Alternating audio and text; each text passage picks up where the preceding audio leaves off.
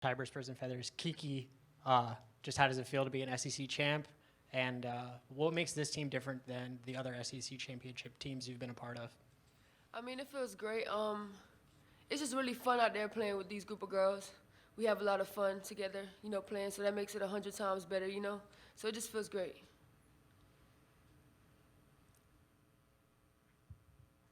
Pete Iacobelli, Associated Press. Kiki, do you like the nickname Mad Kiki? And it looked like you got a little mad out there today. Does that emotion help fuel your game? Yes, that emotion does help to fuel my game. So, yeah, and I do like the name Mad Kiki.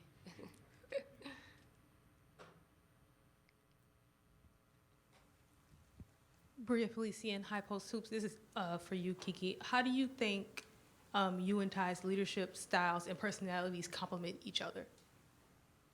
I feel like it complements each other well. Me and Ty, coming into this year, we knew we had a young group coming in.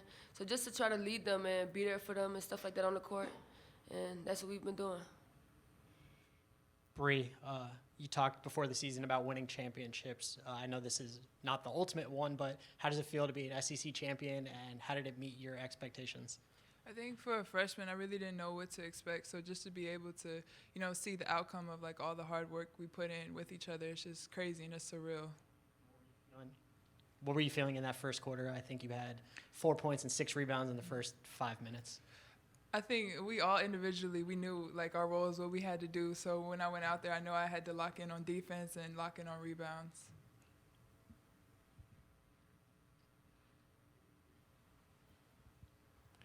Bria, the first game with them this year was really tight. You guys had to come back in the fourth quarter. How did you get out so quickly against them this time and keep them at bay? I think with the last game, we look back, it's just a lot of adjustments that we had to make for one another, who we had to guard, who's going to guard who, how we should guard them. So it's the little things like that that helped us gain that lead early in the game. Coach Staley, would you like to join us, please? Thank you.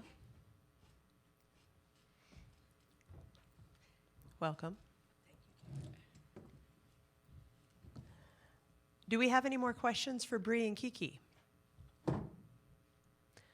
Ladies, thank you. Congratulations on your championship. They represented you well, Coach, of course. They were great. Oh, were they? Okay. Yeah, no question. Kiki gets nervous up here. Solid, Kiki. Senior leadership, once again. Let's open up the floor now for questions for Coach Staley.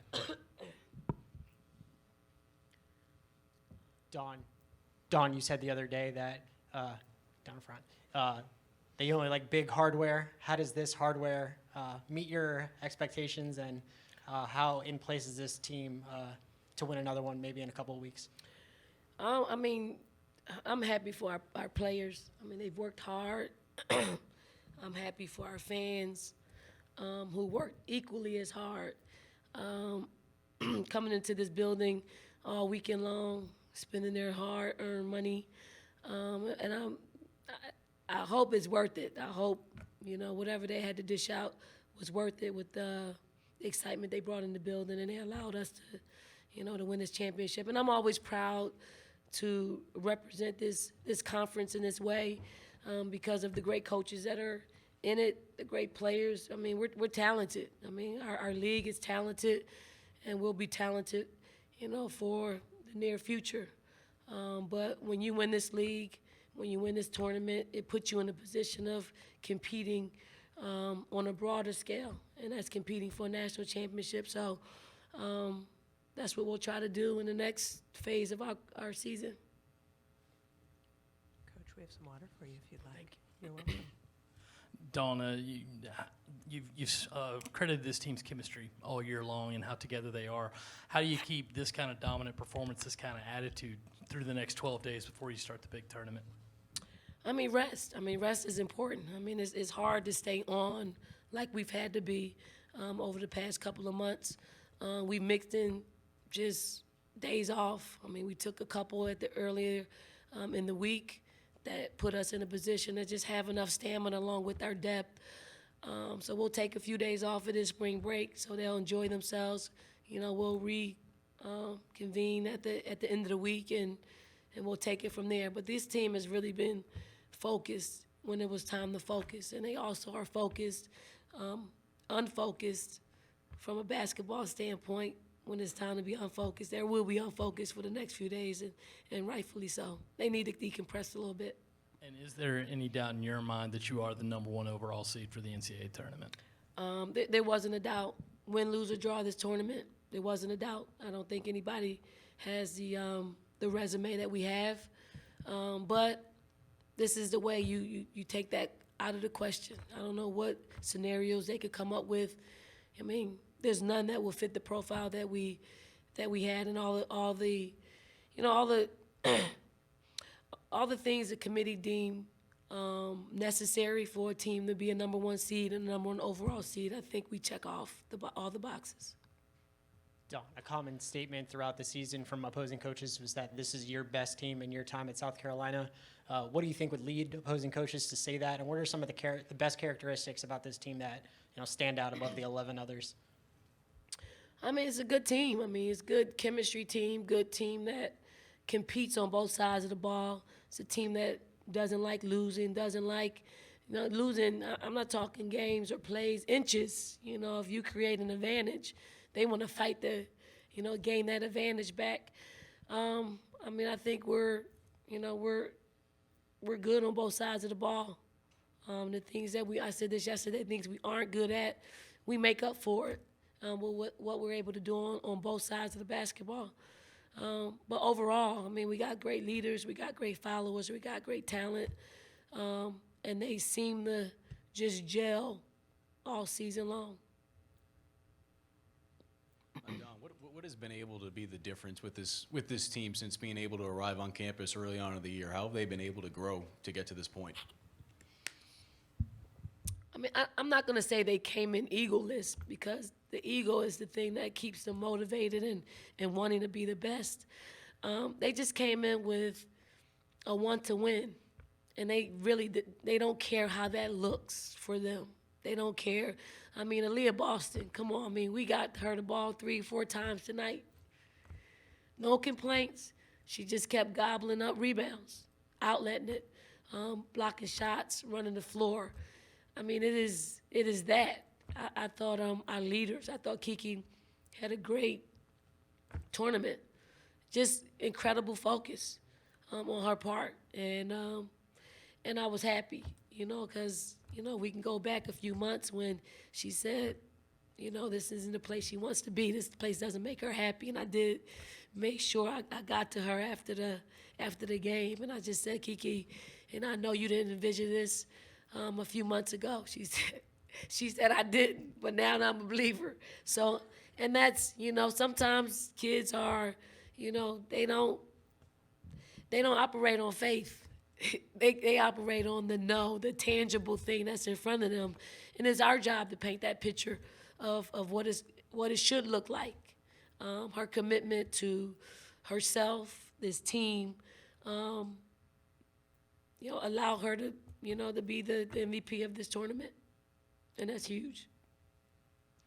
Dawn, how were you guys able to make the adjustments from that January game you played with these guys? I mean, because Mississippi State, still one of the best teams in the country, and that game comes down to the end, and this one you had in control pretty much from the start. I mean, I would just say that we have open dialogue with our players. Last night, I mean, it's 10 o'clock at night. We're going over our scouting report with our players, and I asked Ty, how you want to play this? How you want to play the weave? How you want to play them? And she was like, we need to zone them.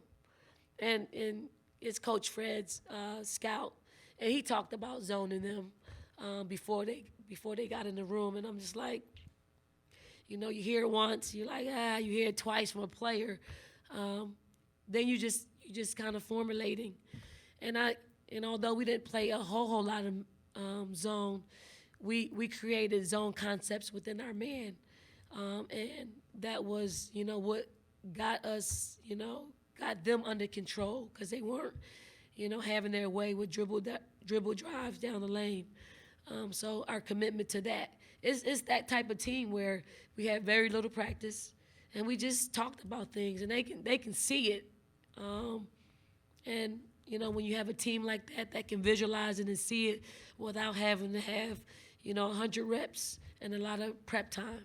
So that's probably the difference maker in teams of our past and this present team, that they just have a better understanding of how to play the game. Richmond Weaver, WCCP, and Rich Take on Sports podcast. Coach Staley, there in the second quarter, things got a little testy, and with the younger team now getting ready for the bigger stage of the NCAA tournament, how do you stress the importance of being able to play with emotional but not getting emotional? I mean, that's really almost the first time that it got to that point. And if Aaliyah's involved in it, you don't really have to worry about any confrontation, because she did say she picked the wrong one. And I'm thinking she picked the wrong one, meaning I'm going to stand up for myself. But she meant, I don't want any parts of that. I just want to play basketball. But then there comes Kiki, who she wants all the smoke. She wants it all. But for us, I think Kiki has a real good understanding of, how she needs to play and what needs to get done. And we've been through that, like 3 years ago with Kiki. She's the only question mark when it comes to that, but she's got it under control. So we just explained to her what she means to our team. We lose her, we lose a big part of what we do and who we are. Do we have any more questions? Okay. All right, Coach Staley, now you're 5-0 in the SEC Tournament Finals, and every win has been double-digit win. So what are you telling your team to be able to have them perform at such a high level in these big games? I mean, you really don't have to say much to our team. I mean, they just know what they have to do. When we prepped for Arkansas, again, we were up. We had our film session. We really didn't have to go over as detailed as we usually do, because they just knew. They study the game. They watch our opponents outside of us. So they cut our work in half. As far as discussion, they knew how we wanted to play. We asked them, okay, how are we going to do this? How are we going to do that? And everybody had an answer. So, that's how you know when the team is ready. And again, you don't have much prep time. We played at 12 o'clock. Not much prep time. Played 12 the next day. Not much prep time. No shoot around. You just know. It's that feeling that you know that your team is ready to go. Bria Felicia in High Post Hoops. It's been you and Coach Schaefer for, is it 4 out of the last 5 out of the last 6, and Mississippi State, South Carolina, the top 2 SEC teams that's going the furthest in the tournament for the last few years. What kind of investment from the university level does it take to help the coaches and the staff build the programs in the way that you have in the last, over the last decade? I mean, you have to have administrators who really, don't really get in your way. They provide. We're provided whatever we need to land the top recruits in the country. Whether we deliver on that each year, it's on us. But we feel like we get everything that we need to get what we need to get done. I think what's happened for us, just aside from a administrative standpoint, it's our fans, the way we are able to create a home court advantage. We make it look like other national championship teams, because when you can win at home, when you can build a fan base, they provide the energy in the building, and sometimes they can account for 4 or 5 wins just because they're there, they're loud, they're invested. And I can honestly say our fans are so invested in our program.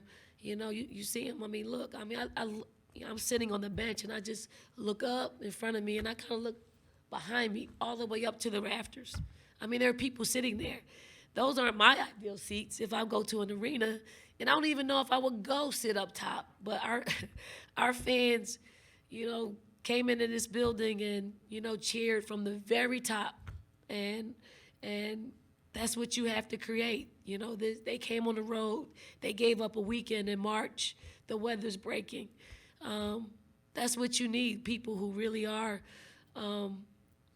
It's a lifestyle. I mean, our fans are, this isn't just a movement. It's a lifestyle. They've been doing this for years. They want to know when our schedule is next year so they can take their days off. So, I mean, it's a very beautiful thing. So I think Vic and I have done that. And that's why you see it's really directly correlated with the fans and our connection with the fans and our success. We have one final question for Coach Staley. I think we're good.